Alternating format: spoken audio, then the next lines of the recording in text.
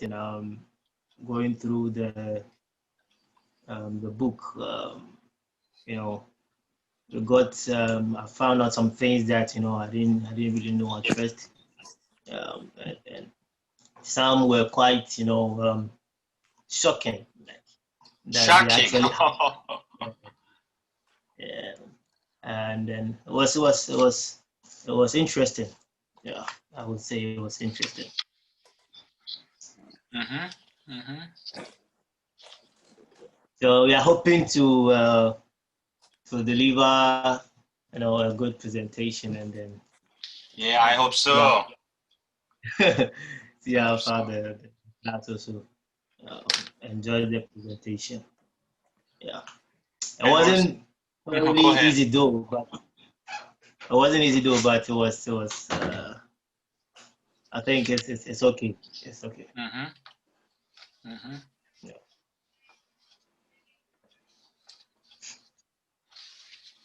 All right.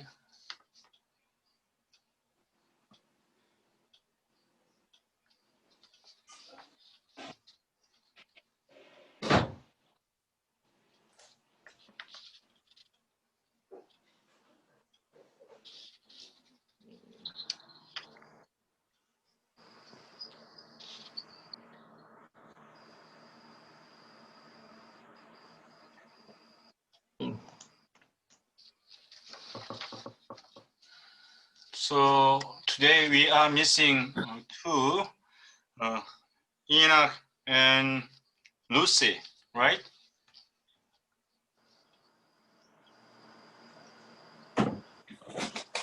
Can any of you have any idea about those two missing students, Enoch and Lucy?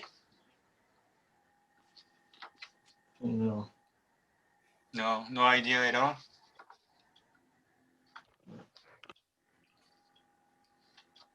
I'm checking on them. Oh, yeah, please do so, please. Uh,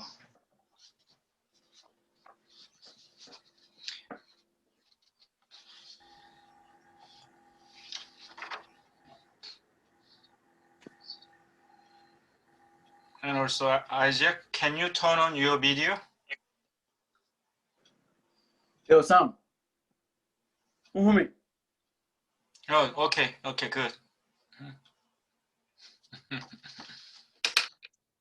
Yeah, Enoch is coming in.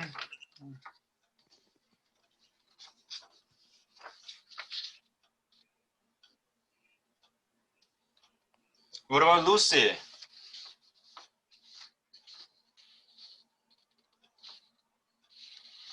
Enoch, you've been late. What happened to you? Senok. Enoch? Yeah, sorry. I was signed up with somewhere. Sorry for being late. I see, okay, okay. I want all of you be on time. That's my wish. And we are waiting for Lucy's, reason why she been late or she been absent. I have no idea. While we are waiting, I'm still looking for, your stories. Anybody wish to share your weekday story with us?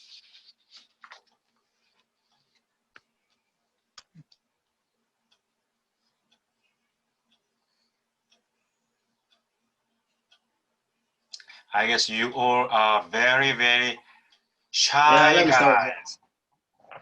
I think one day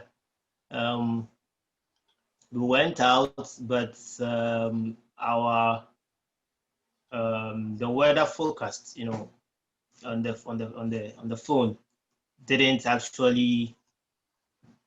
I don't know how to put it, but I don't know whether to say we were deceived by the weather forecast or not.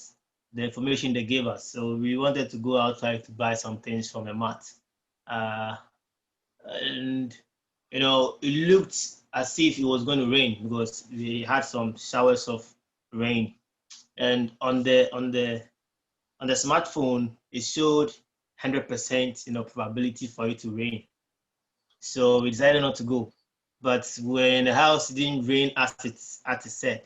And we spent some hours at home and we were like, no, we still have to go to the mall to buy our stuff. And we wanted to go as soon as we stepped outside. Now it's began raining, started raining heavily. So we changed our mind to go back again, to go back inside. And then we went inside and then the rain just stopped. So we were just moving our dresses, put it on, wear our shoes, go outside to start raining. Then we come back in and to stop. And the whole time it was very, very interesting. Yeah. But, finally we found some, we didn't go that day though, but another day we were able to go get our stuff. Yeah. So it was quite, That's very weird. Yeah. Very weird. All right, then last week, as a matter of fact, we couldn't finish the first 3 chapters. So before we'd like to go with Francis and Sam's presentation, I'd like to finish up the first sections of my presentation. So I'm gonna post to you or share my PPT with you.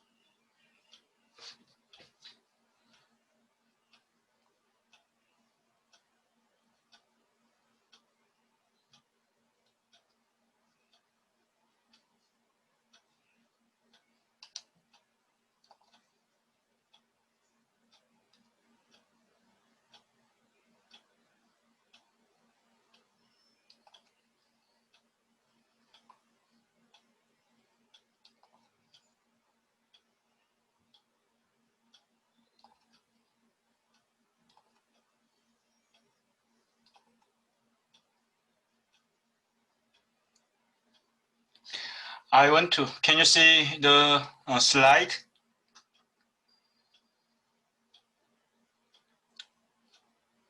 If you can see, give me your sign, or yes, or no, or no, yes. I'd like to communicate with you with the sound, or yes, that vision. So in that sense, I can notice that whether we've been communicated or not.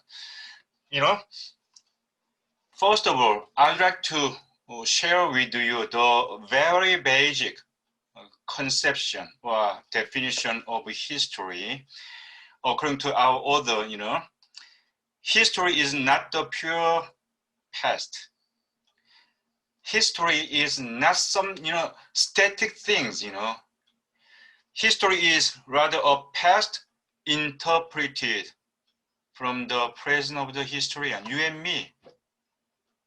You and me, we can call ourselves, a little historian. So history is not something pure and static. Rather, history is a past interpreted from the present of the historian. And it is into this dialogue that we are now entering. This is a history class, church history class, Bible and the church history. But, this study of history, church history, is something we are engaged into a dialogue between past and present for the purpose of, our coming future. So I'd like to emphasize, this definition about history, and I think that is very important, for us to remember. And next,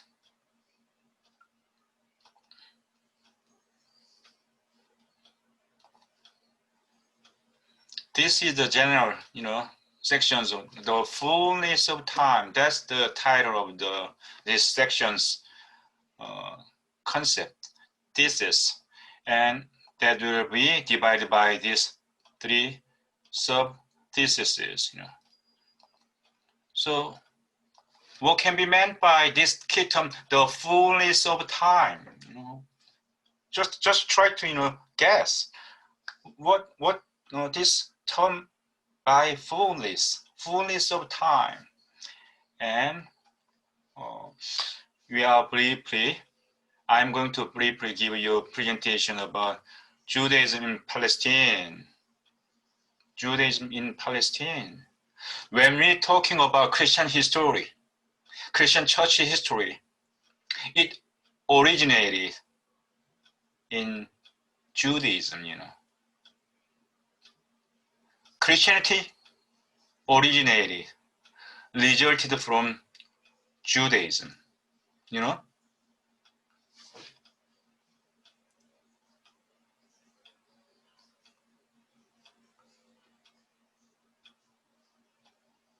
If you have any questions or any issues, please raise your voices, ask me, and when you have full, understanding, you understood me, just, whenever I ask, did you get me? Did you get me?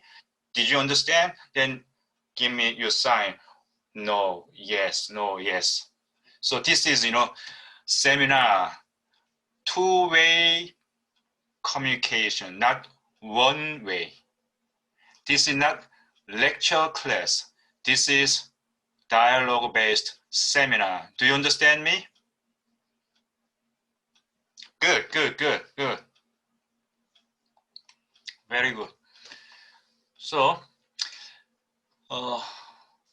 the formation of Christianity is very much related with Judaism and Jewish traditions.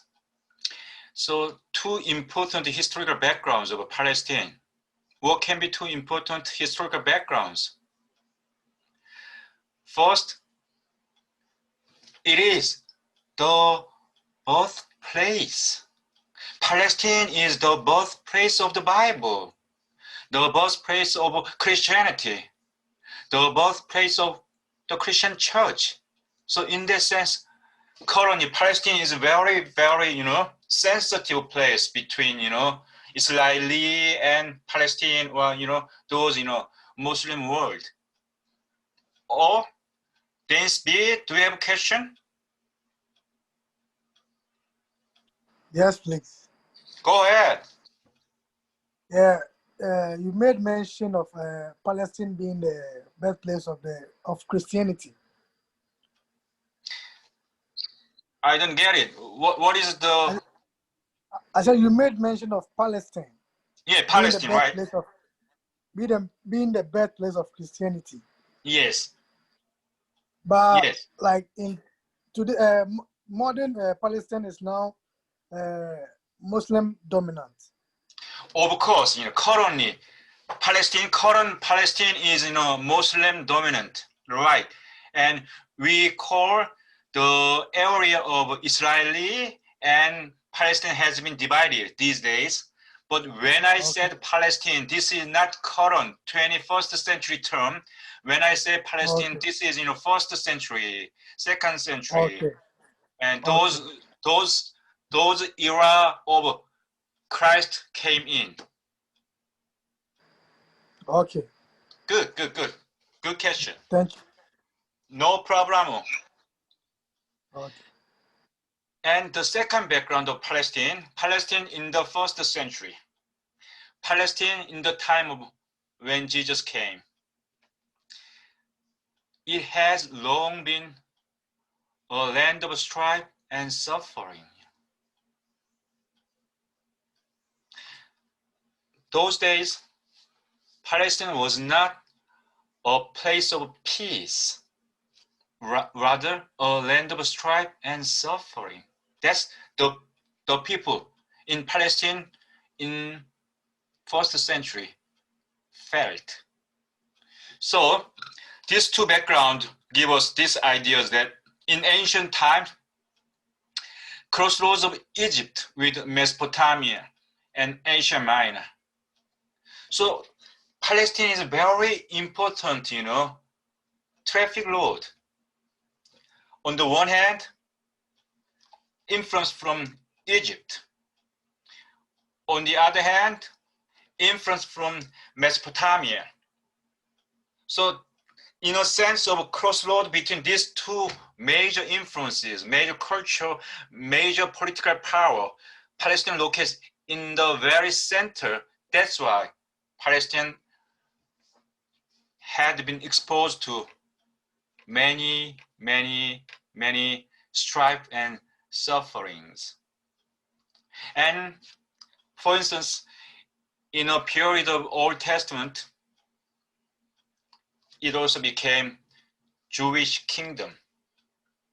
We know that, King Saul, King David, King Solomon, So one time Palestine became a place of Jewish kingdom.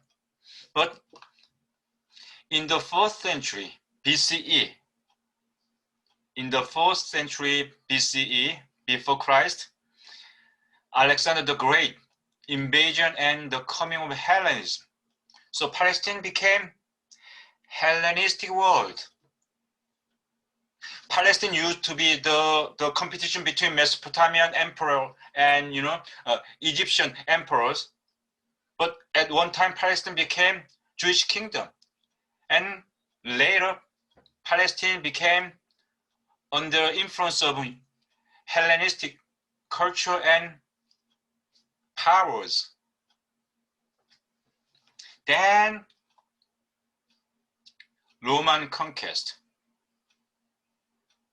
This is the historical background before the arrival of Christ, before the formation of Christianity. That's very important historical background. Do you understand me? Yes, good. Dennis B, do you have a question? No? Yes, yeah. Oh, okay, go ahead. Yeah, I want to clarify something. Yes. Yeah, in the 4th century BCE, Mm-hmm. Alexander the Great invasion and the coming of Hellenism. Hellenism. Yeah, Alexander the Great was a king from Macedonia. Yeah. His teacher, can I go ahead? Yes. Yeah, his teacher, he was taught by the legendary Aristotle. Mm-hmm. So he conquering Palestine, introduced Hellenism. Hellenism is a type of rule that is influenced by the Greek word, by Greece. Yes. That's all I want to say. Yes. Hellenism is a very powerful cosmopolitan spirit in those ancient era, and the main ideas, most ideas, came from Greek word, as you mentioned, Greek philosophers and all those, Greek cultural influences, After Roman conquest, the history of Palestine ended up to destruction of Jerusalem in 70 CE, Common Era, or AD.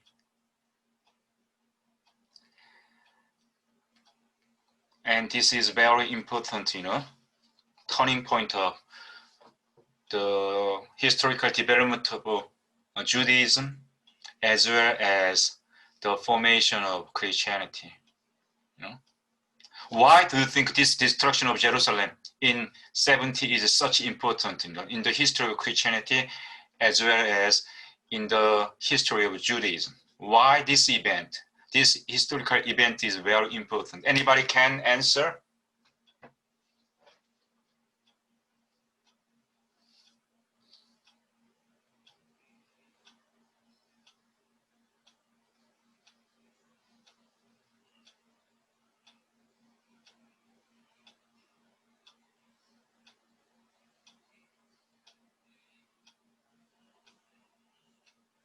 Can anyone answer why this historical event, destruction of Jerusalem in 70, is very, very critical for the development, the formation of Christianity and the later development of Judaism.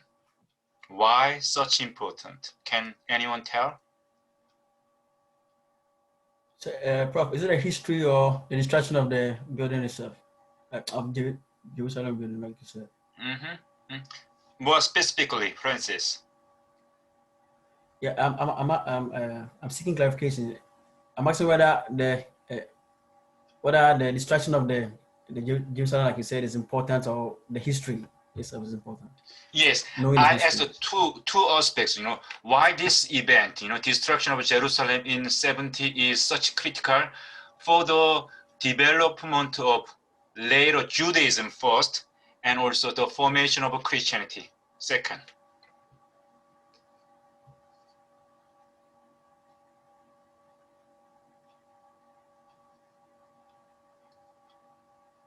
I believe old ways must go for new ways to come. So the destruction of Jerusalem gave way for Christianity to also develop and grow.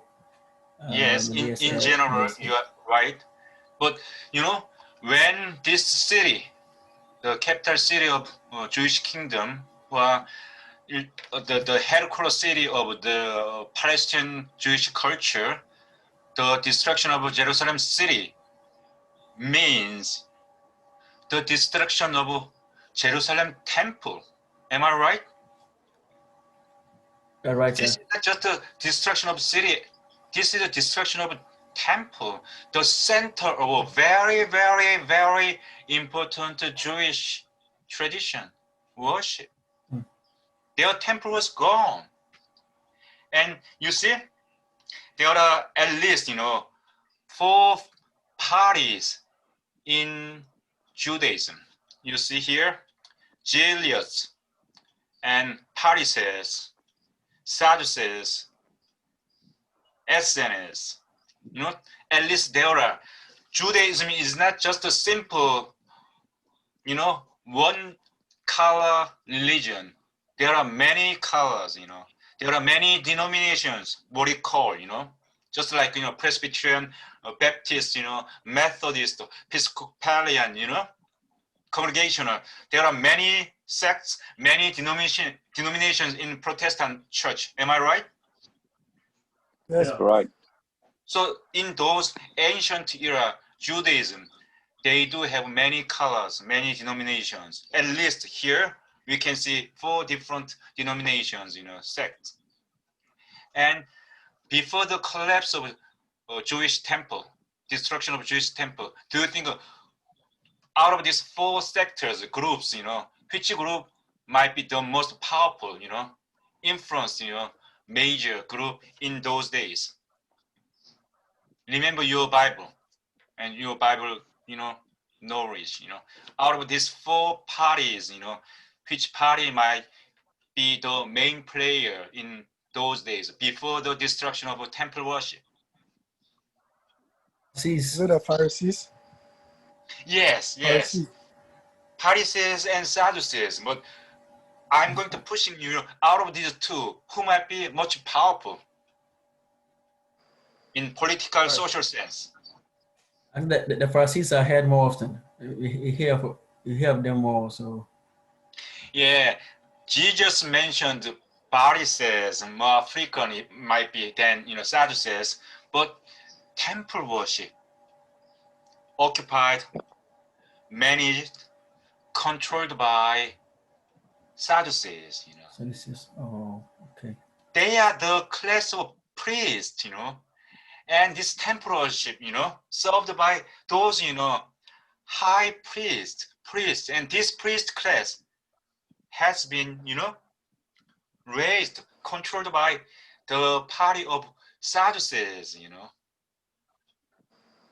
So after temple was destroyed, this party of Sadducees collapsed.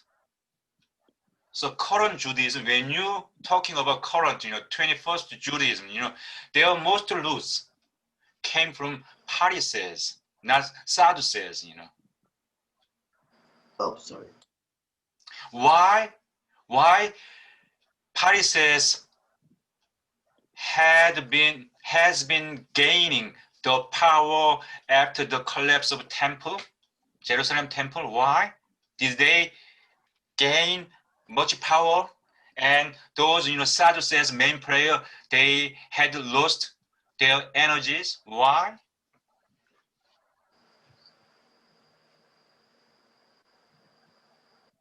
Think about it.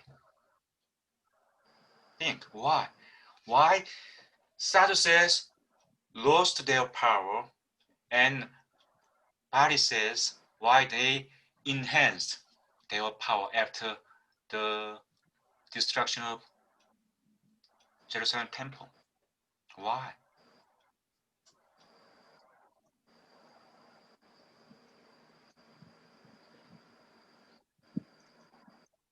I don't know if I can try to say something. I think because they were mainly in a temple and they have learned a way of living in a temple, the ways of a temple. So the Pharisees were more known of on the ground. So when the temple was collapsed, they actually rose because they were on the field, or they were.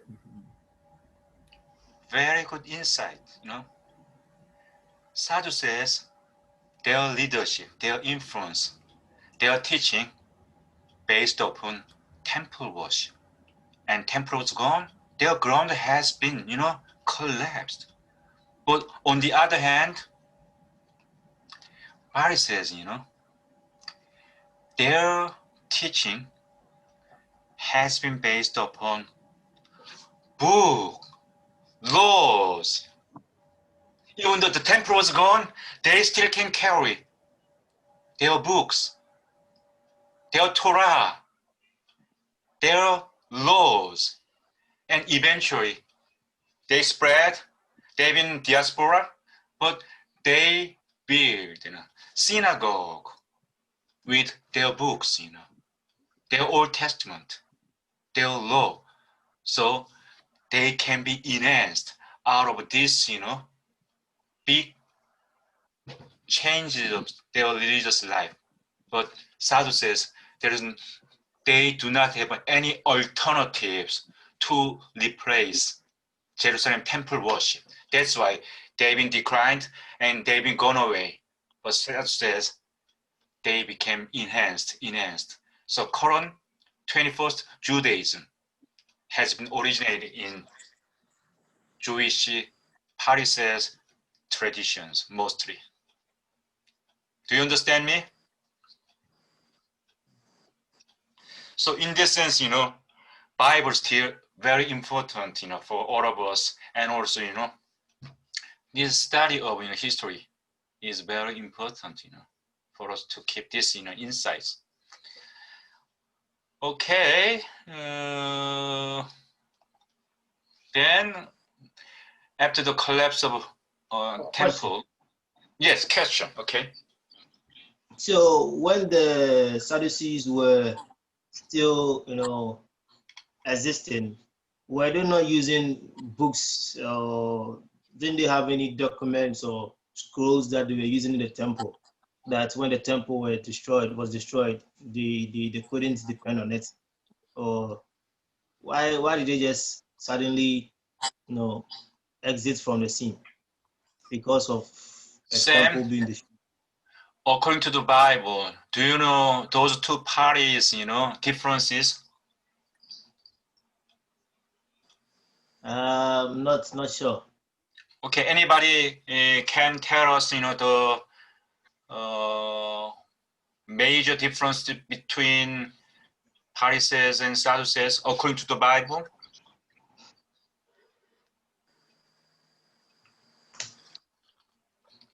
According to the Bible, Sadducees, the party of Sadducees, they do not believe in angels, any spiritual realms, kingdom of heaven, things like that. They generally do not believe in the spiritual world, invisible world. But on the other hand, Pharisees, they believed in, angel and those spiritual world and power. So there are theological difference exists between these two major parties in Judaism in the first century. The Sadducees, you know, they've been very political and they've been very practical and realistic. And again, their authority, their authenticity based on temple worship, and also not just temple worship, Jerusalem temple worship. The place is very important. The visibility is very important. So after destruction of that very place of Jerusalem temple, that visibility has gone. The Sadducees, they had hard time to replace that temple with anything else. That's why they became, you know, weakened and dissolved throughout the later historical development. Okay. Good. Thank you. Good question.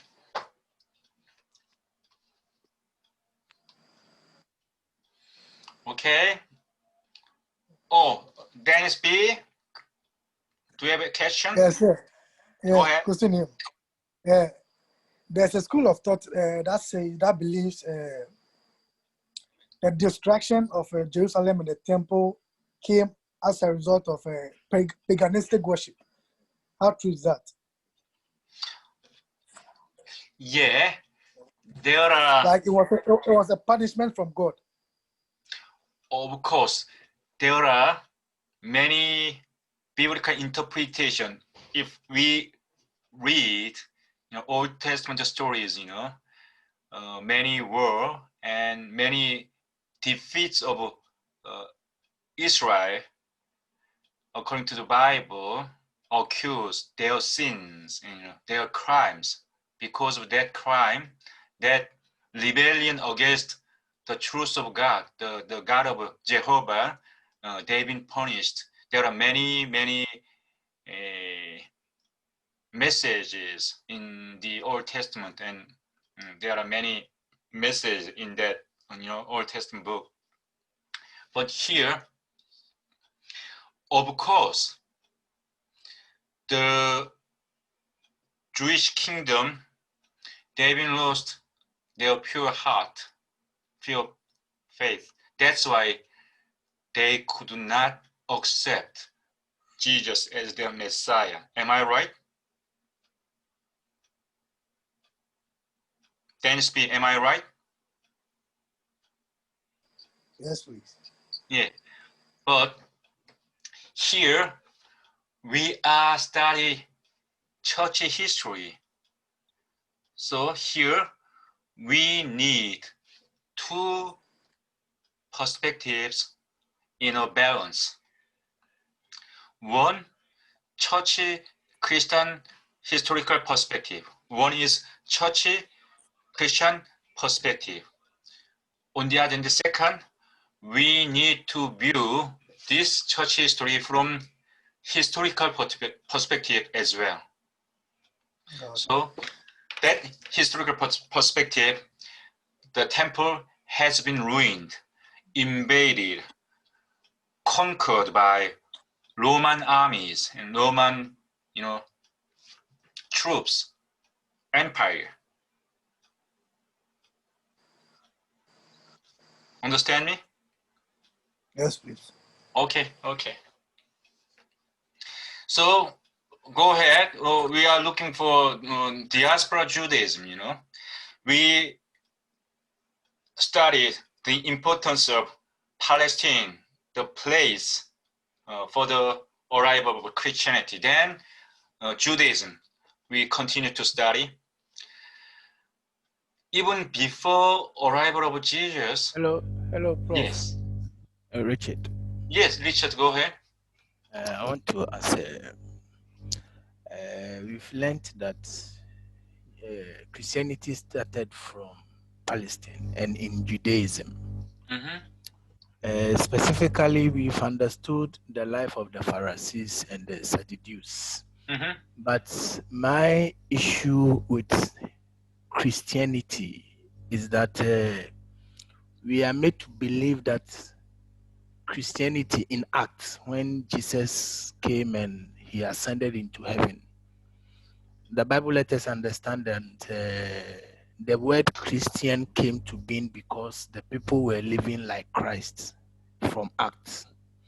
So in the context of Christianity in the 1st and 2nd century, how was it described? Because I understood Christianity came into existence after the life of Christ. But before Christ, it was more of being obedient, people finding their way to God. But in that context, there wasn't Christianity. So how different is the 1st century between Pharisees and Sadducees and Jesus in Acts? How are the differences? If my question is clear. Yes. So Richard, if I describe myself, for you guys, I'm your professor, I'm your coach. Am I right? Yes, please. Yes, Prof. In this context, I'm your professor, and also I call myself. I ask yourself to call me. Instead of calling professor, coach. I prefer to be called coach. Coach. Yes. Sir. Yeah. But on the other hand, in my household, I'm a father of 2 daughters. So June, Coach Lee, same people, same one, can be identified as, coach, professor, and also father or husband, but same one. Can be described many ways, many aspects. So I functions, I do have many, identities in this sense. Am I right? Sure, Coach.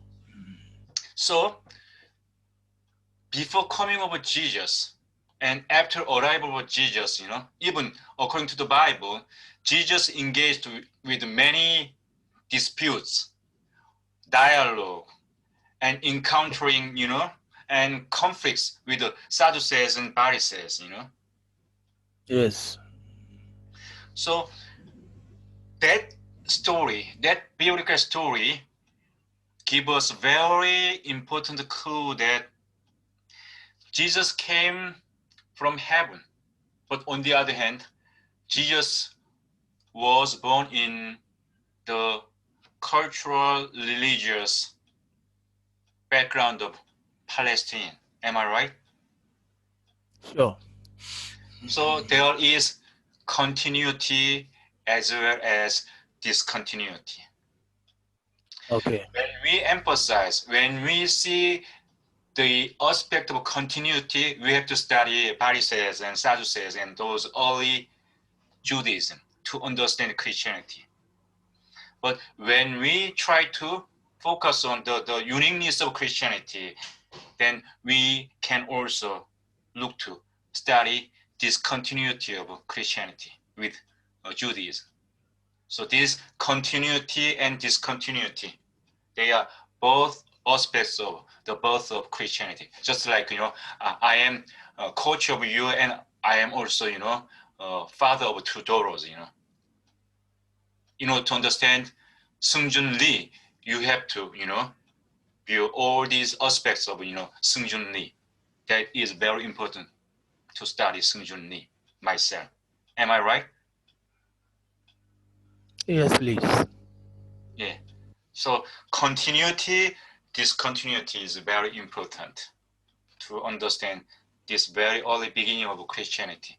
So in this sense, we need to understand the very nature of, Palestine, the place, and the early Judaism, their, interactions with Christianity and the development. And also, we would like to study what can be the uniqueness of Christianity, to make a break with Judaism. What is the essence of that uniqueness, characteristics of Christianity? We need to study both. Hello, Prof. Mm-hmm. Thank you very much. a follow-up on the discussion. Mhm. With the aspect of continuity and discontinuity, I want to understand at what point did Jesus had confrontation with them. Is it because the way they were going about their Christianity was not God's way, and he was teaching them to do the right thing, and they were not? Why the confrontation? Because if they were already Christians, then Jesus is coming to be a guide to them. So why the confrontation between Jesus and the Pharisees and the Sadducees? Thank you.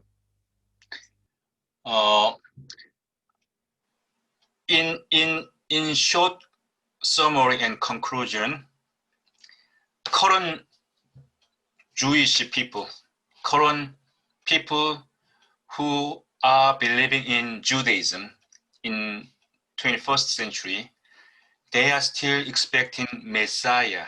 They are still expecting Christ. They denied Jesus Christ as the Messiah whom the Old Testament prophesied. They denied it. So that's why current 21st Jews and those people believing in Judaism, they are still expecting the first coming of Messiah. The Greek same word, Christ. That is a big break. We believe Jesus Christ, the Messiah, whom the Old Testament prophesied. But Jews, 2,000 years ago, they denied, and still 21st century Jewish people, they did not accept Jesus as Messiah. They are expecting another new one coming. That's big break. That's big differences. But Jesus has been prophesied, Hebrew Bible, Old Testament.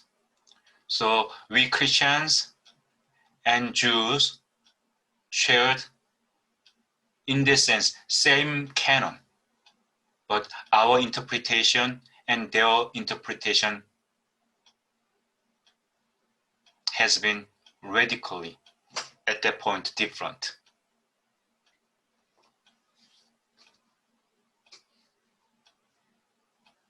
Richard? Hello, Coach. I'm okay. We can carry on, Good. sir. Thank you. Okay, good. Okay, then diaspora situation. So this is some information you need to look at, I think. And Palestine, diaspora Judaism, then Greco-Roman world. This is third big backgrounds for us to understand the beginning of Christianity. Palestine, the birthplace, and diaspora Jew after collapse of Jerusalem. That is another important, influential, element for the formation of Christianity, and also Greco-Roman world is another important factor to understand the very early formation of Christianity. Have you ever heard about this very important historical key term, Pax Romana? Pax Romana, have you ever heard that? Yes, please. Yeah. How you translate this in Pax Romana into English? I think Pax Romana. Pax, I know the meaning, but maybe Romana, maybe will simply mean maybe Rome. Yes. And what about the meaning of Pax? Peace. Yes, this is, the English term Roman peace, The Oh, peace okay. created and managed by the Roman Empire. That's what we call Pax Romana, the Roman Yeah. peace. Because of Alexander and because of Roman Empire, those Mediterranean, areas enjoyed over almost, 300 years, peace. And when this peace bring what kind of benefits to the spread of Christianity? What kind of benefits, Christian can get out of this Roman, peace? Please, can I ask a question? Hello? Yes, go ahead. Venice B. Yeah, please, was it the period of Pax Romana that Emperor Constantine accepted Christianity as official in No, Rome? that's much earlier years than Constantine. Constantine is, later figure. That's about, 4th century. And when we're talking about Pax Romana, this is in the 1st century, before 1st or 2nd century. That's much earlier years. Oh, okay. Oh. You see, this Pax Romana, gave safe traveling, in old days, in ancient era, traveling is very expensive. Traveling is very dangerous,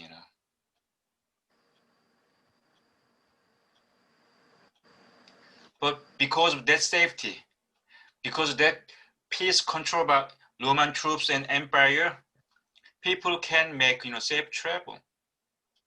And because of that safety,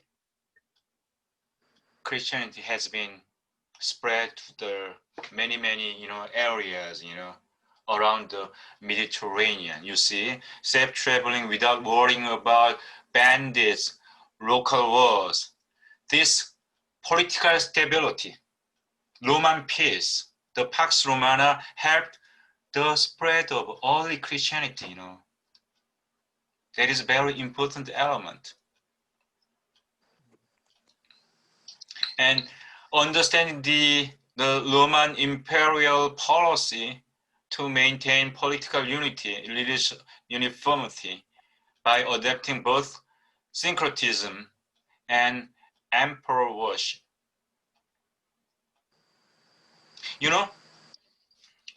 Romans, they had a very huge empire. So there are many ethnic, national people in Roman control. And Romans, they do have very tolerant, generous policy to recognize, acknowledge, different, regional, cultural, religion. One condition, they should respect emperor worship. But Jews and Christians, they do not accept, they do not welcome Roman pluralism. That's why early Christianity has confronted with, Roman persecutions. That is another important thing.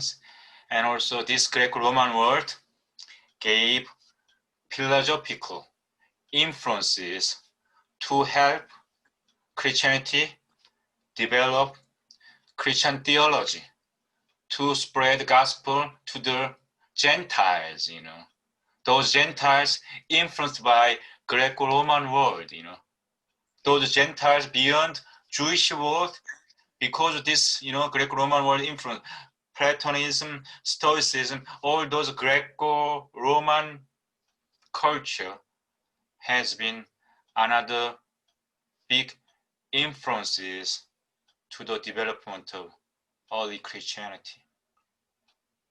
Can you understand me? Any questions? Yes or no?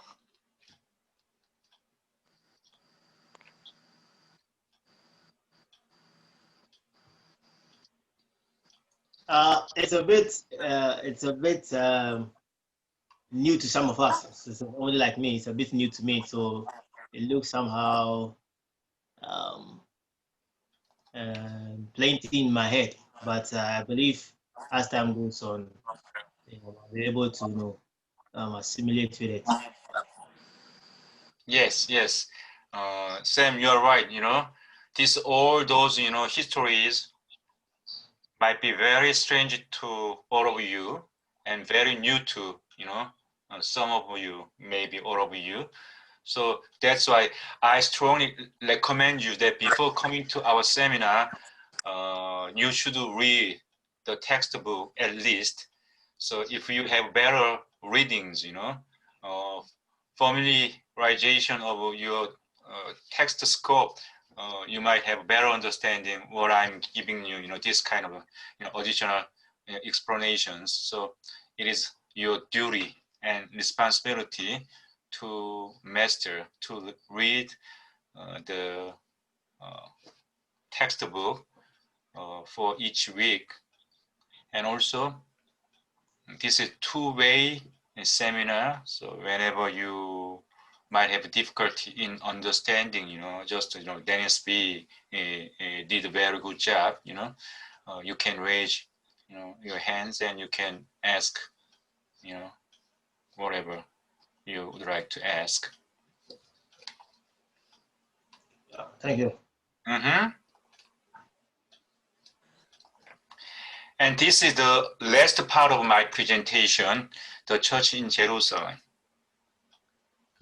Jerusalem is the very center, headquarters of Judaism, But here is also the birthplace of Christianity, Jerusalem church began in Jerusalem. That is another interesting story. That's why, Richard Ike emphasized that continuity and discontinuity. We have to discern. We have to know this, balances, continuity and discontinuity of our Christian story, early history.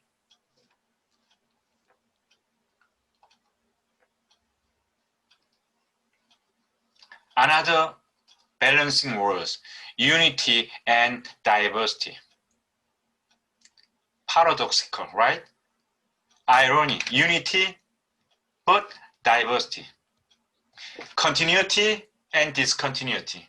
Unity and diversity. According to Acts, the book of Acts, there was a strong Christian church in Jerusalem. Jerusalem is not just, headquarters of Judaism, According to the Bible, there was a strong Christian church in Jerusalem. But little has been known. The Jerusalem church, the information in the Bible and later church history, there are not much information about that powerful, strong, early Christian church in Jerusalem. That's why, I'm not sure when you preach, some of our preachers, in modern days, we sometimes have a tendency to idealize the early Christian church. But this idealization of early church in Jerusalem might be at some point our wishes, at some point our dream, at some point it can be our myth, our dream, well,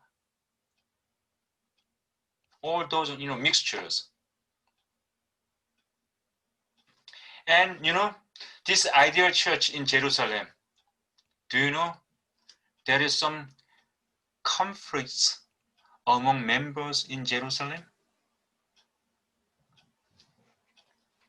And the color is not mono, and the color is very colorful. There is a Hellenist Christians as well as Hebrew Christians.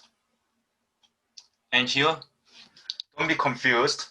This is not a conflict between Jews and Gentiles, Jews and non-Jews. But when I say according to Acts chapter 6 verse 1, according to chapter 6 verse 1, this conflict between Hellenists, that means Hellenist Jews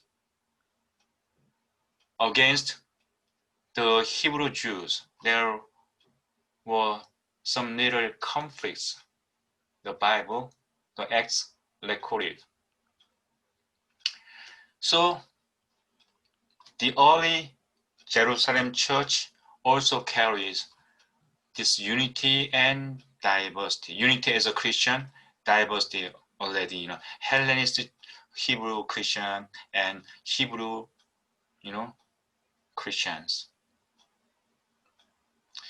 After 12 disciples, the church decided to, appoint officers, church officers, what we call, deacons. 7 deacons had been appointed, but their backgrounds. Those 7 deacons' backgrounds, do you know that?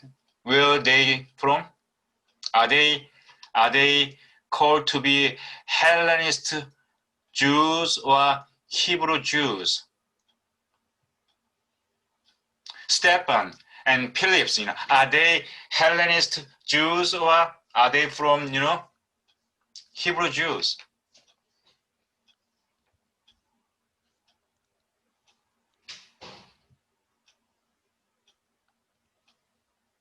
David, can you answer my question? Yes, bro. Hello? David, can you answer my question? Those 7, I have deacons. no idea, bro. You have no idea. Okay. What about man?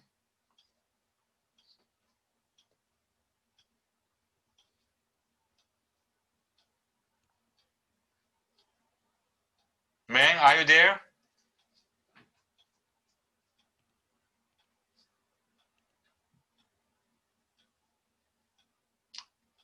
Man, where are you, man? Are you disappeared?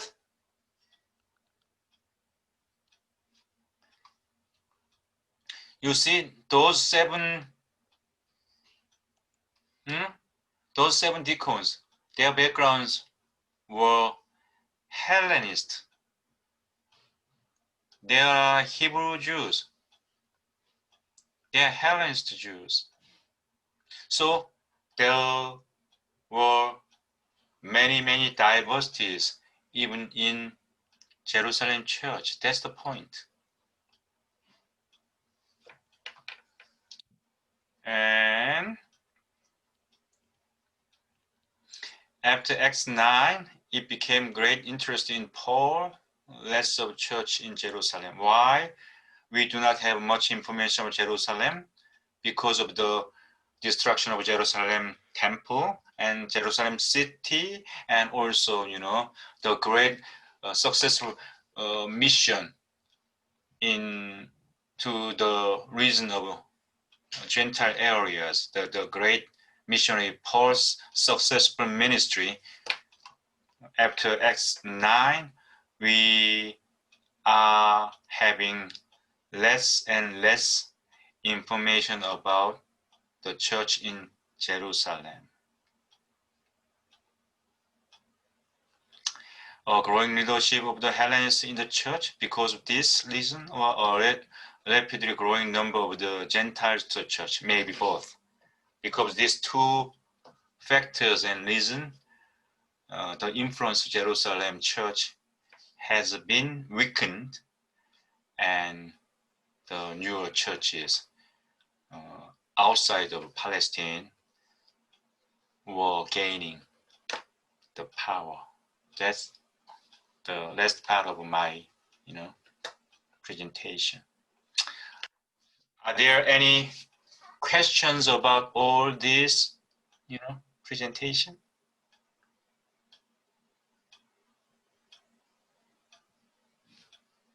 Yes or no? No or yes?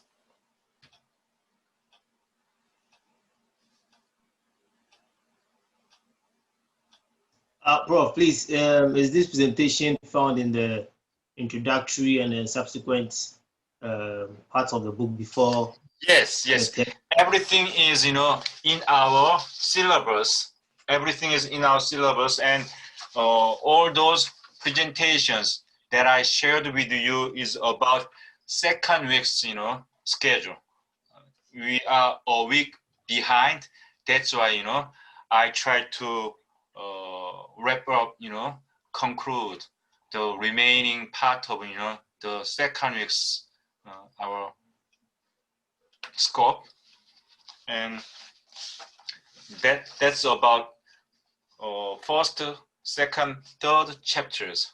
And today, after our break, and Sam and Francis, you guys will do chapter 4, 5, 6, and you guys already uploaded your presentation materials. So I believe everyone in this class downloaded all those presentation materials. Am I right?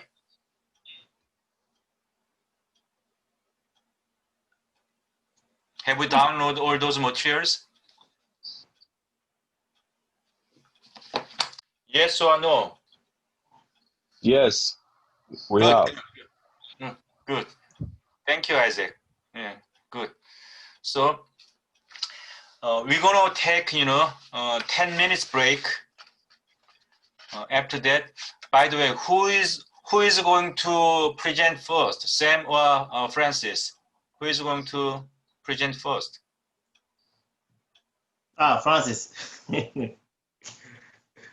Francis, are you agree?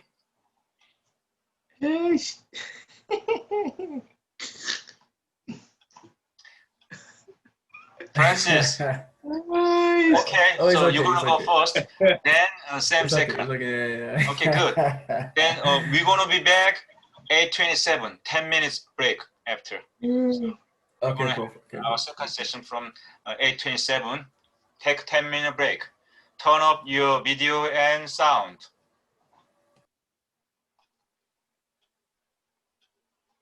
Woman, I feel like woman.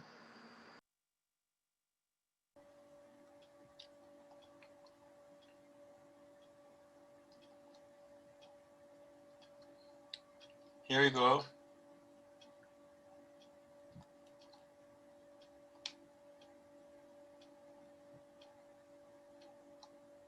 Okay, so I think I posted another one, and the last one I posted. Last one? Yeah, I think that's more. The last one I posted on the Kakao page. This is a bit boring. The last has a background, which is a bit, This is your last slide. Yes, yes. The last item I posted on Kakao. Please, he presented two documents on the Kakao. I think the second one. This has no background, so the second one is a bit pleasant to the eye. This is a bit boring. So the second document on the Kakao. Yeah, I copied the second one. Isn't this your first one, not second one? Yeah, this is the first one. Oh, okay. Well, it's okay. We can stick with this. But the second one is, I'm talking about the background is okay, much less boring. So, since I got this slide only, so can you, start with this one, then we will waste our time. Right. And also Sam is waiting, for his second presentation. All right, I understand. Okay. So hello, everyone. Hello, I believe we are all.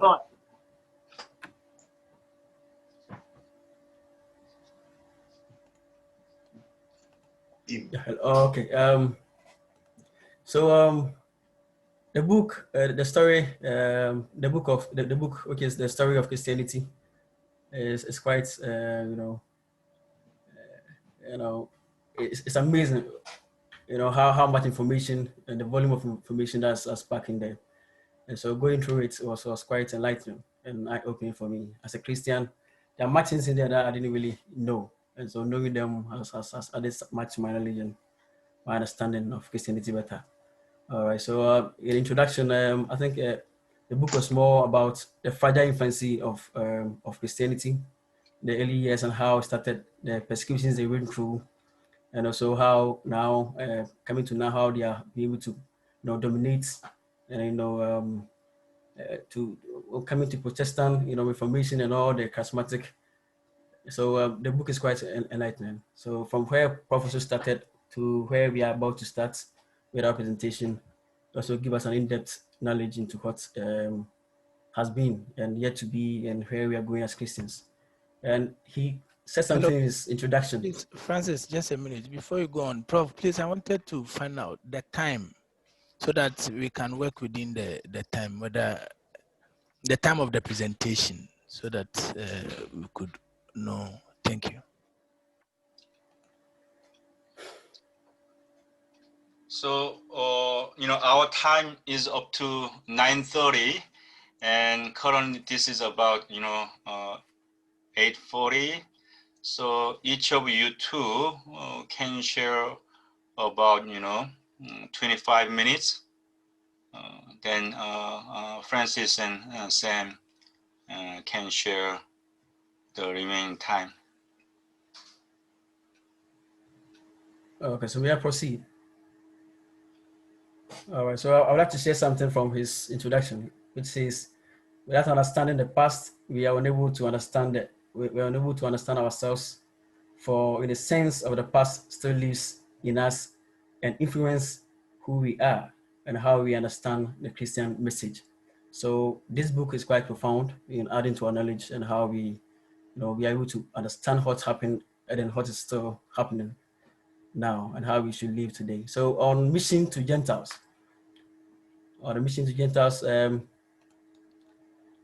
it says, I'll start with a quote that the writer actually started from all his, chapters. So for every chapter, he started with a quote, which was coming from most of the people who were present in the time of the history. So this is from Apostle Paul, and it says that I am not ashamed of the gospel. It is the power of God for salvation to everyone who has faith, into the Jew first, and also to the Greek. And here is Apostle Paul, talking about their missions to the Gentile and how he's giving reference to the fact that it is important for the Gentiles to also be reached. And so this is a message that I actually good enough to kickstart the whole presentation. So this chapter, which is missions to the Gentiles, tells us of how the gospel spread to the Gentiles. We learn of when and how, who, and what led the message to reach the Gentiles, and what became of the apostles in their later career. All right. So first, we start with the scope of the mission. To know the scope of their mission, the scope of the mission will tell us about the widespread of how much they were able to reach the Gentiles, how and when, like I mentioned earlier. So we start with the book of Acts, because it gives several accounts of their activities. All right, so the book of Acts, and in the beginning of, you will start with Acts chapter 8, and then chapter 8, verse 1. And then I read, it says that we are all scattered through Judea and Samaria. And then what's actually saying here is that it's giving reference to the fact that in the beginning of their missionary activities to reach the Gentiles, they scattered around. There was a conscious effort for them to move, and so to reach the untapped or all the Gentiles that were left out from from their message, the new message, which was about Gentiles are now accepted into to be part of children of God, not by blood, but by faith. And so they scattered around, which says that Acts 9:32 to 42 also speaks about Peter and Peter to the Christians communities in Lydda, Sharon, and Joppa, and all in Judea. Okay, so these are another of their exploits in the Greek land. And also Acts 8 also tells of the work of Philip in Samaria, and the conversion of Simon Magus, and the visit of Peter and John. All right, so these are all Acts reflections or recounts of the activities that went on. In Acts 9 also, we are also told of some of the fleeing Christians who were scattered as far as Damascus, but beyond the borders of Judea. Acts 11:19 also adds that further that those who were scattered because of the persecution that arose over Stephen traveled as far as Phoenicia and Cyprus and Antioch. All right, so this movement started as they were free from various persecutions and what was happening in Jerusalem at the time. They actually didn't just move; they actually moved consciously to, evangelize, to spread the gospel to the unreached people, especially the Gentiles. All right, because at the time they were those that were when you say Gentiles to sometimes it's not necessarily a place or a group of people or it necessarily be an area in the Roman Empire or the ancient Roman times. Mostly the people who are not reached by the gospel or people who are not accepted as part of God's children. Because back then, the Jews were the only people who were the chosen ones. And so by this, it means that to bring them, according to Paul, he said, they are bringing them on board, not as a new religion, but to make them part of the religion that they have, as Jews, not by blood, but by faith. And so this went on for a while. But regardless of all this exploit and all these missions, they weren't able to reach the Gentiles that much. The whole court we actually led to the first thing actually led to the Gentiles being part of the Jews, or being part of the Jews was a mission by Philip in Samaria, where there was a conversion of an Ethiopian, and that was the first indication of willingness of the whole of Jerusalem or the whole of the Jews to accept the non-Jews. And so that conversion was actually sounding. It was actually sent a message that truly the Jews are willing to, the non-Jews are willing to be part of the Jews. All right, though there was still a bit of tension in regards to how the Jews wanted to approach the non-Jews, especially the Gentiles. But going forward, another thing also happened, which was in Acts 10, where Peter was able to also convert Cornelius. All right, and which led to a message in Acts 18, which says that then to the Gentiles, also God has granted repentance unto life. And by this, it says that finally, as they have been saved by blood, and now they are spreading their arms to the Gentiles also, because they believe at the time that was the will of God for all the non-Jews to be part of the of the grace of God. All right, so this didn't go without raising issues. Yes, there were several issues. Several issues came up, and some of the issues that came up was regarding the conversion of the non-Jews, and then more particularly, they were thinking about the Jews were agitating. Their reasons was they are not part of us, so why are they being part of us? And if they at the time, if you want to be part of the Jews, you have to become a proselyte, more of convert totally, and also accept their laws. All right. Although they were God-fearers who were not necessarily they have accepted that to be part of the Jews, but they were not practicing their laws. But they believe through the grace that they were also part of it. So they were God-fearers, fearing God, and then doing things to please God, changed from their own pagan ways, but yet they weren't practicing the laws of the. So they were referred to as the God-fearers. All right.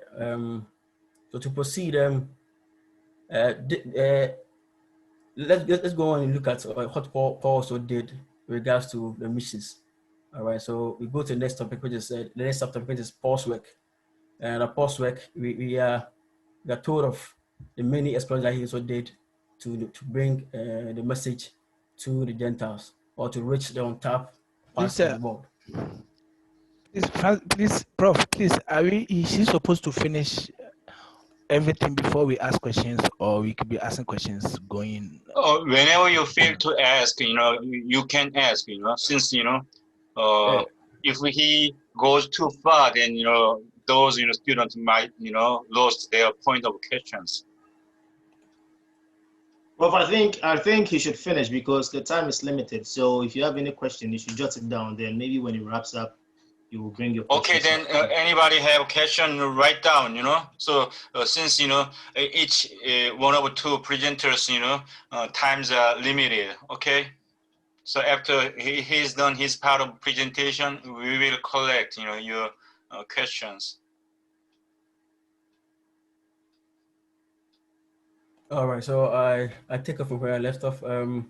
So Paul and Barnabas also did the exploits, and talking about the works of Paul. Paul went to several cities, making cities in the, the Asia Minor, for instance. So Barnabas actually went to look for Paul, and then together they embarked on a year in Antioch, where the followers of Jesus was first called Christians. So the exploits of Paul and Barnabas brought about the name Christians, because people saw them following the ways of Christ, and as he preached, as he continues to manifest the grace of God, and also keep speaking about their religion, they believed, and then so some also were able to get a few converts, and then the name of Christians were given to them. All right, so his mission took place in several parts of the world. The gospel, the island of Cyprus is one, and also several cities in Asia Minor is also one. Also to Greece, and also to the Rome. Right? And there also traditions says that, not really proven, says that he also was seen in Spain. He also went to Spain to also do some illustrations over there.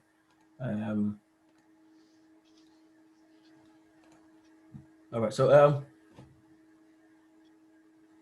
but all his exploits were, people were actually doing the same. There were other Christians who were actually, doing their bits in a way to, help the Christianity grow.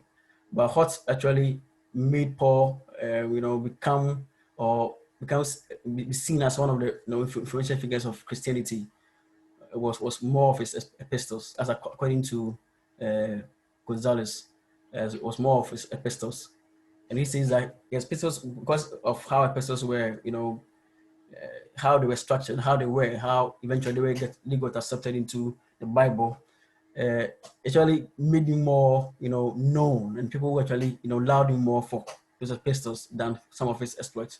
Even though his missionary activities were laudable and were, seen throughout the world, his epistles is said to be one of the, the things that actually, of which we can all attest to. I think he wrote about 13 books in the Bible. So I think all being said, that's quite laudable.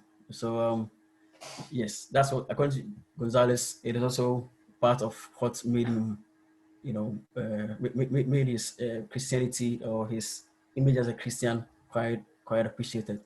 Also, Paul also emphasized his preaching. Actually, like I said, emphasis was on Gentiles being part of the Jews, or being part of the Christianity, not Jews necessarily, being part of Christianity by faith, not by blood.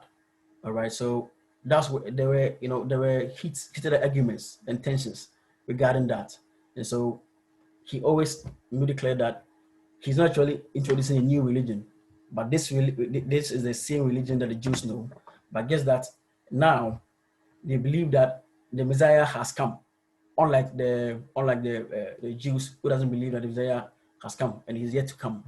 All right, so he believed that the Messiah has already come, and that was Jesus. And then through Jesus and the death of Jesus Christ, now we are saved by faith and not by blood anymore. So Gentiles can be accepted. They can be part of the grace of God, and we all share in the love of God. So his message was centered on that. So he says, and I quote, the Messiah had dawned, and therefore the way was open for Gentiles to join the people of God. So that's what he actually propagated. His message was centered on that. All right. So the next topic we will talk about. I'm sorry. There's another important thing to also mention. Introducing the Gentiles to the Christianity wasn't that easy too, because they were new to some of the ways of Christianity, and so therefore there had to be a conscious effort to integrate them to the Christianity, to because their growth was quite enormous. They were growing in their numbers, and so that also has to correspond with the fact that they had to bring them in gradually by introducing them to the ways of Christianity. So at a point there was a bit of division, not a division that actually set aside the Gentiles, but it was a gradual process to make them be more aware of Christianity before they actually unleash, or should I, for lack of a better word, they actually offload all the messages or all the doctrines that Christianity entails. And so there was a point where the baptized were separated from the non-baptized. So before a Gentile was about to be baptized, you have the separate services. So there's a service for the non-baptized, and then later they will exit, and then those who are already baptized will continue from there. So that was a way where they were practicing, they were teaching them gradually. So as you get baptized, then you progress to a part of them. So these are all things that actually happened in a way to prepare the minds of the Gentiles to be part of Christianity in totality. All right. So so going forward, the other subtopic was that the apostles, the facts and the legends. All right. So another subtopic, we are looking at the facts about the apostles, their missionary activities, and then their career as a whole, and also what actually became of them at the latter part of their career. And also the legends are some of the speculative. The traditions are actually unconfirmed. That's that's still in circulation now.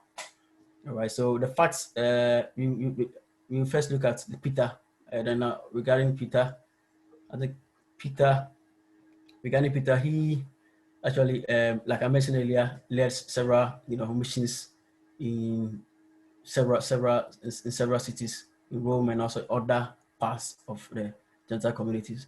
All right. So how he passed was this is actually one trustworthy one. He suffered, it is said that he suffered persecution during the time of Nero, and this particular ruler, or the emperor of Rome, we will talk about him later in the presentation. But he suffered persecution at the time of Nero. That's what's been said. But it's trustworthy because several historians have been able to stamp the authority on it that this actually history is legit. And also about Paul, the book of Acts leaves him while preaching in Rome. So after Rome, there wasn't much information about Paul. That's according to Gonzalez. And then other things that he had took some journeys that are mentioned in Acts, including one trip to Spain, but it's unconfirmed. All right, so speculation. So just like another like this. So the only fact that we know that the book of Acts leaves Paul preaching in Rome. So exactly what happened to him, the rest might be speculation. The fact that we know that he actually was in Rome, that was the last information he had. Also concerning John, here Gonzalez spoke about the fact that we have I think 2 Johns, I guess 1 John, because several historians place John in places where it is impossible. It is impossible to say that the same person was here and here at the same time too. And so John's later career, the book of Revelation places John at about the same time in exile on the island of Patmos. Patmos is one of the Asian Minor countries. And another very trustworthy tradition speaks of John also as a teacher at Ephesus, where he died around the age of 100. And this actually, there's a bit of contradiction there. And so it is said by some of the second century Christian writers that like Papias, that of course or certainly it is true that there were 2 Johns, or who undertook different activities in different places. All right. Okay. So and also for James too. James was beheaded. I think another fact about him was he was beheaded. He undertook most of his activities in I want to remember this in Galicia and Saragossa, which is in Spain. All right. So even though those activities were a bit unsuccessful, he actually did his best to, go as far as Spain to, evangelize or to spread the mission. And so a part of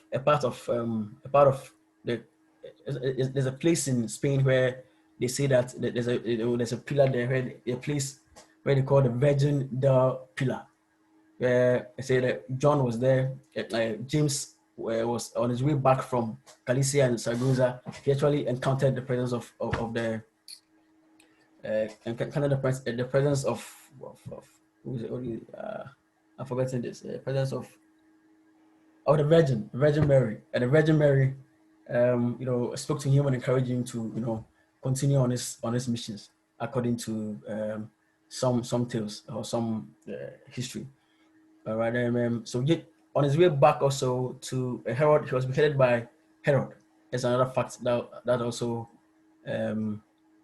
part of the facts about apostles. He was beheaded by Herod, and then his body was taken back to Compostela in Spain, where supposedly he was buried in the day by some of his followers.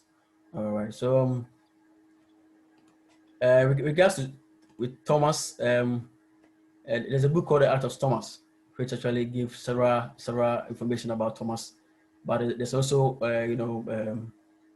some writers or some historians who actually question the authority or the informations that that information in those the Acts of Thomas.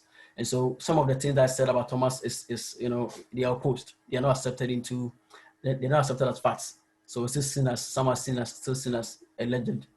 All right. So there are claims that he also visited India. That's where he did most of his missions also. And then there's a part where he says he actually was able to, convert a known king at the time. All right. But the stories surrounding such that activity or that missionary activity is put to question. So it is seen as a legend, not necessarily a fact concerning him. All right. So in conclusion to this part, all of the apostles did their best in spreading the gospel. From James to Paul himself, to John, to all of from James to some of the names. All of these major apostles, they did their best in spreading the gospel. But that being said, also there were other also Christians who did their best in their different ways. And I think Gonzalez mentioned the fact that they were not necessarily apostles, but they did their best in their own way from all their exploits movements that they did. Some were traded, some were from other parts of the world. But when they travel, they spread the gospel through that. So even though they are not mentioned, Gonzalez believes that they are worthy of mention. That they also actually did some missionary works that also helped the growth of Christianity. All right. So with regards to mission to the Gentiles, that's just about it. And then let's proceed to the next topic, which is the first conflict with the states.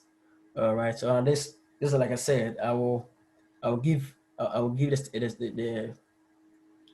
the quotes that Gonzalez gives under every topic before he starts.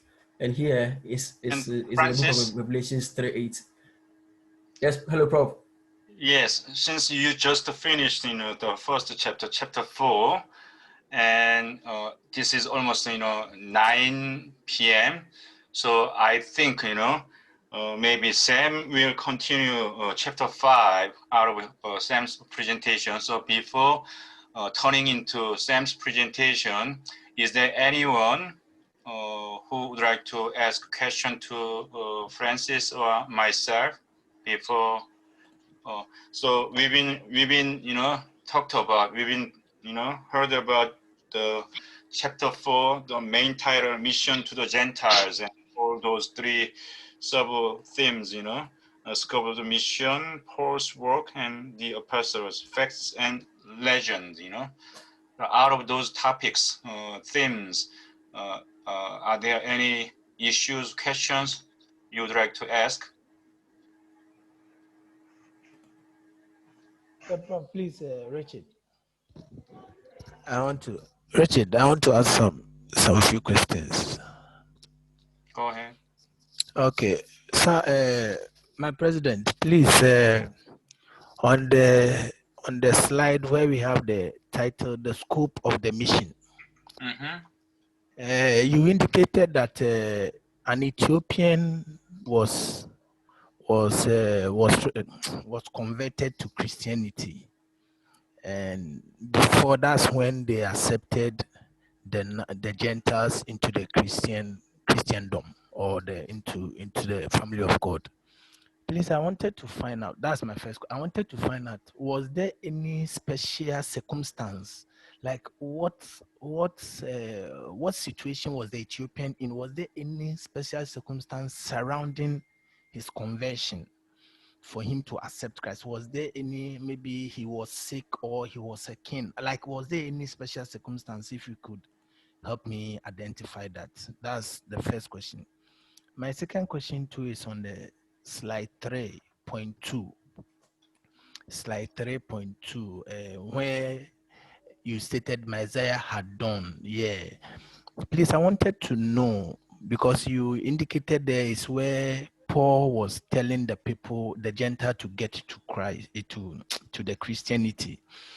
What were the practical steps Paul used? Because you made it clear that they were new, they didn't understand Christianity, so he needed to find a way of getting them. Were there any practical steps Paul used to be able to convert them?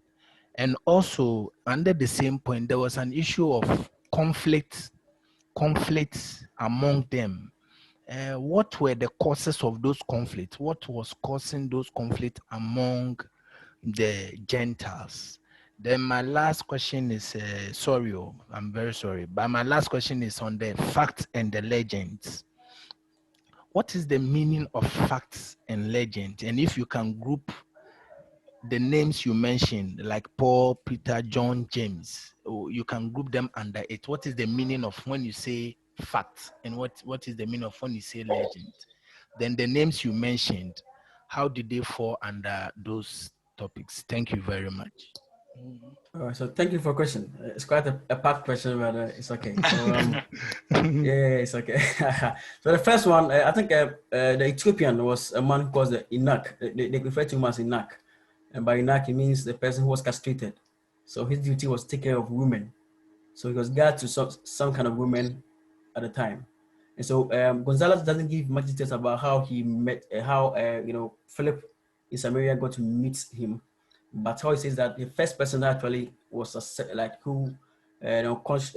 showed willingness to be part of a non-Jew, showed willingness to be part of Christianity was that man. So much, from what I know, much information is not given to that. But I know that he was an Enoch, which means that he is a castrated man who looks after women, got some special kind of women. All right, so in a true Philip's mission, he actually met him and was able to convert him to Christianity. All right. So if you have any other, since this is a seminar, if you have any other view, how much appreciate if you can share with us. I'm okay. All right. Okay. Oh, okay. Okay. All right. Thank you so much. All right. So to your next, which is the point 2 on the test slide.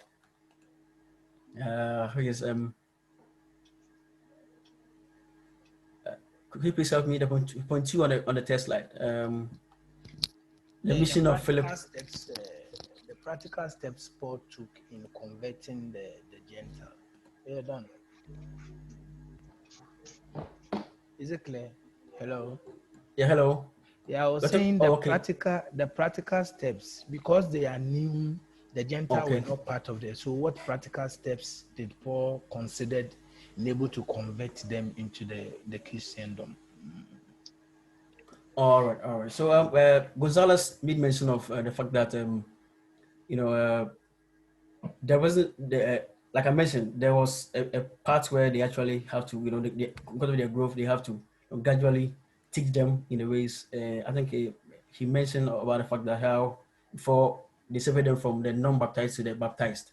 So the non-baptized were given special training. They teach them about the ways of God. Through constant, all this, training of new converts. And then so the separation are actually one of the steps that they took to make sure that we know these are new steps, they are new converts. We can't just lead them to their faith and just allow them to get merged with us without necessarily, enlightening their minds about our ways before. So that separation was the first step. We actually, brought them to understand before they actually progress to be baptized and then officially be part of the, officially be baptized and be part of the Christianity. So that's one step that I took notice of. And also, and the tension that was there between the Jews and then the non-Jews was mostly because of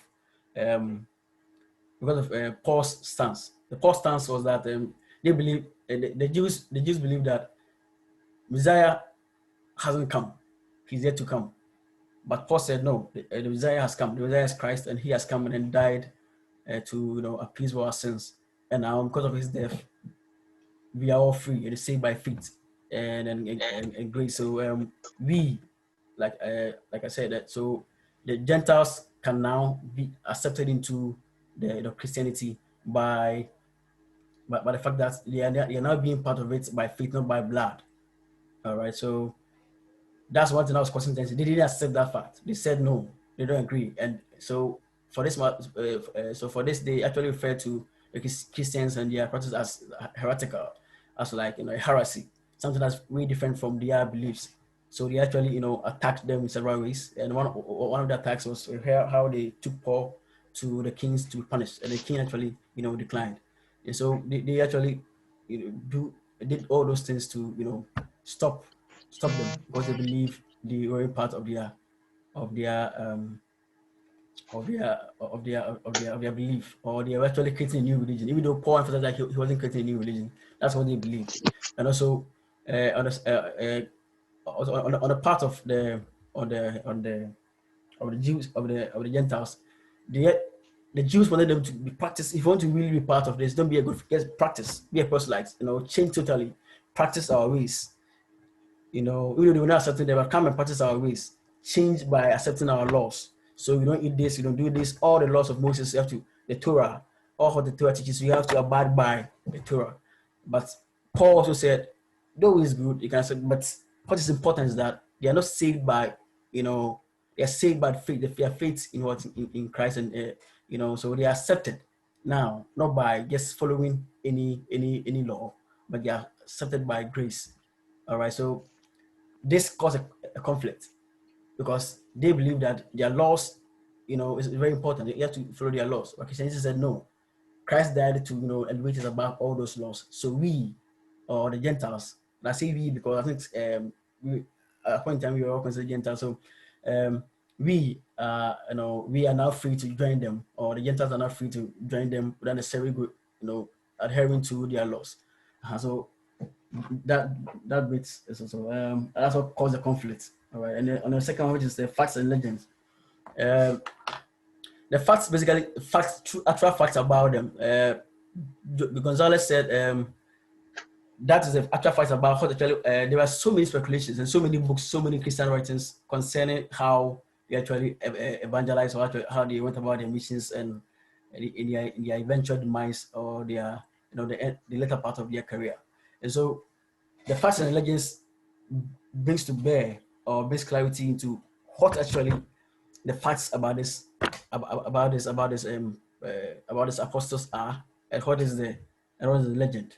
Or like I made mention, some of the facts, the trustworthy facts about the legends about apostles. Like I said, our trustworthy tradition was about Peter. As Peter is left in Rome, and then he suffered a martyrdom under Nero's persecution. All right, and also the book of Acts placing, Paul preaching in Rome as a last that was ahead of him. All right, and there are also other legends, that's other traditions that are not confirmed, that says that he actually undertook certain journeys, or some journeys in some parts of the world, like Spain. All right, so what is confirmed is the facts, and what is not confirmed is a legend. All right, so the facts. Okay. There's another also facts about John also. All right. Okay. And that's Thank you. Thank you so much. And Francis and Richard and all the class members,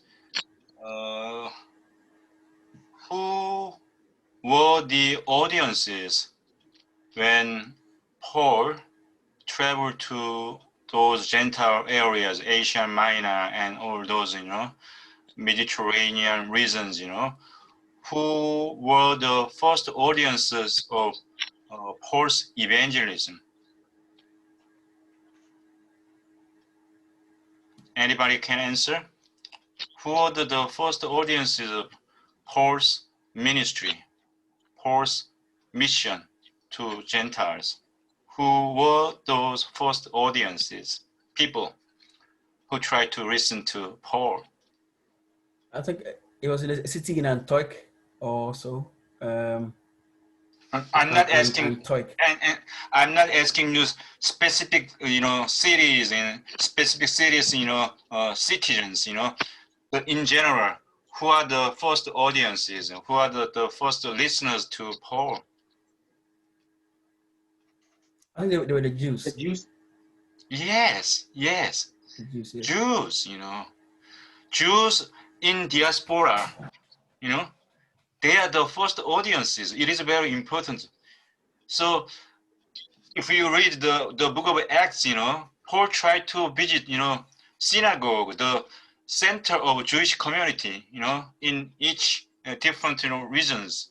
So first he tried to preach to those, Hellenistic Jews, Jews in diaspora, Gentiles. And out of that first successful, landing, then the gospel, widened and spread to so-called real Gentiles, not Jews in, overseas, That's the very important process. All right.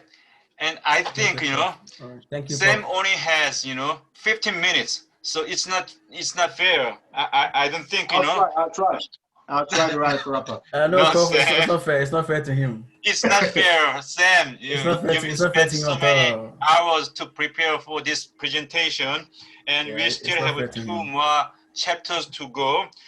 It's rather, Sam, you are going to be the first presenter for next week. So we are going to do chapter 5 and chapter 6 next time, and also next week, who are the presenters?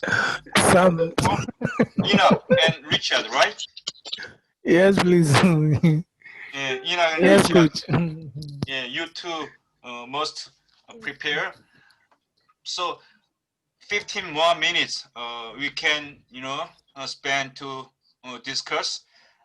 Is there any further issues, questions we would like to chat or we would like to discuss before we go? Coach, I believe Francis has really prepared a good document. Of course. He has really summarized the whole issues, which I believe if you've not even read the book, you really know exactly what has happened in those chapters. Mm-hmm. President, all the best. Well done. Thank you so much. Thank you so much. I'm grateful.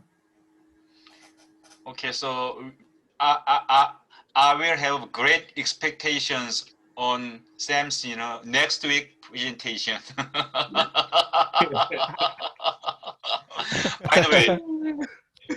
By the way, Judaism.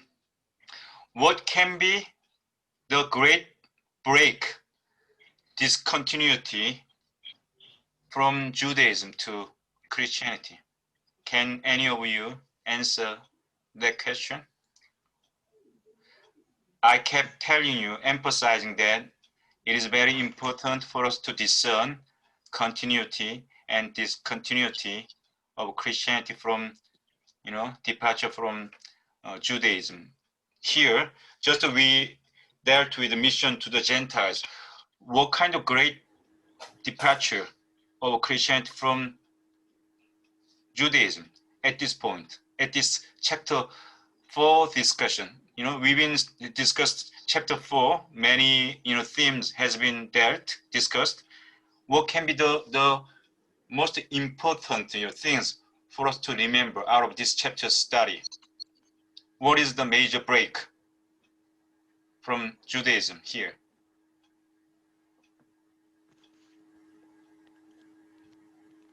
Acceptance of foreigners. Acceptance of foreigners. Yes, that is very important, you know. Judaism is still very much ethnical based, right? Judaism is still who are the most believers of Judaism nowadays or back then? Jews. Most of the Jewish people, they are the constituent of Judaism. Am I right? Yes. Yeah. Yes. It is very national. It is very ethnical, you know. But because of Christianity, because of many early missionaries endeavors and dedication, such as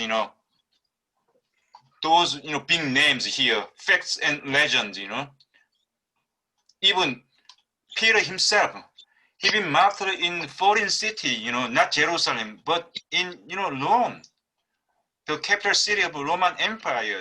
That's Gentile area, foreign area, and Paul, no wonder, and John, James, and Thomas, their final destination, all foreign countries beyond Palestine. But contrary to this endeavors of early Christian fathers and apostles' efforts, Judaism still tried to limit their faith to their ethnic backgrounds, boundaries. So this is a very huge break between Judaism and Christianity. And this is not just a missionary work, this is a very, very important departure of Christianity from Judaism. And this departure can define what can be the distinction, uniqueness of Christianity because of this departure. Do you understand me?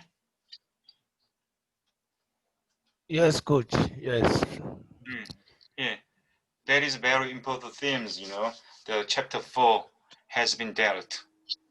Any other issues and questions you'd like to ask or discuss?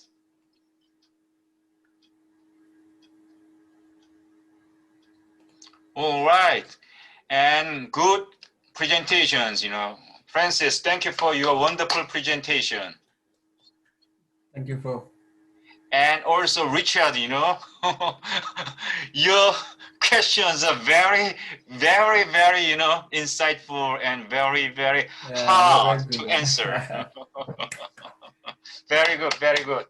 Okay, then we're gonna finish our third week seminar a little bit earlier, and next week we're gonna have 3 presenters. And the first one, Sam, then Richard and Ina. So well understood, right? Yes, Prof. Yes, good. Coach. Okay, good. Then we're gonna see you next week. Have a nice week. Good night. You too, Prof. Thank you. 안녕히 가세요. 네, 안녕히 가세요. Good night. 안녕히 주무세요. 안녕하세요.